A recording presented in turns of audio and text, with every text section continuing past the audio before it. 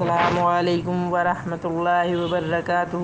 حضرت عبداللہ بن عمرو بن عاص رضی اللہ عنہ سے روایت ہے کہ نبی اکرم صلی اللہ علیہ وسلم نے ابراہیم علیہ السلام کے بارے میں اللہ تعالیٰ کے فرمان، پروردگار، ان بتوں نے بہتوں کو گمراہی میں ڈالا ہوا ہے، ممکن ہے کہ میری اولاد کو بھی یہ گمراہ کر دیں، لہٰذا ان میں سے جو میرے طریقے پر چلے وہ میرا ہے، اور جو میرے خلاف طریقہ اختیار کرے تو یقیناً تو درگزر کرنے والا ہے، مہربان ہے۔ اور عیسیٰ علیہ السلام کے قول، اگر تو انہیں عذاب دے تو وہ تیرے بندے ہیں، اور اگر تو انہیں معاف فرما دے تو بلا شبہ تو ہی غالب حکمت والا ہے، کی تلاوت فرمائی، اور آپ نے ہاتھ اٹھا کر فرمایا، اے اللہ میری امت، اور بے اختیار رو پڑے۔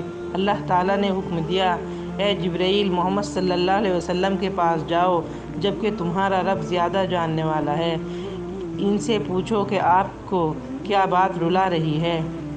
جو بات کہی تھی ان کو بتائی، جبکہ وہ اللہ اس بات سے زیادہ اچھی طرح آگاہ ہے۔ اس پر اللہ تعالیٰ نے فرمایا، اے جبرائیل، محمد صلی اللہ علیہ وسلم کے پاس جاؤ اور کہو کہ ہم آپ کی امت کے بارے میں آپ کو راضی کریں گے اور ہم آپ کو تکلیف نہ ہونے دیں گے۔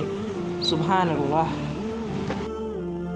اے اللہ، ہم تیرے گنہگار بندے ہیں، ہم تیرے خطاوار بندے ہیں، ہمارے گناہوں کو معاف فرما، ہماری خطاؤں کو معاف فرما، آمین یا رب العالمین۔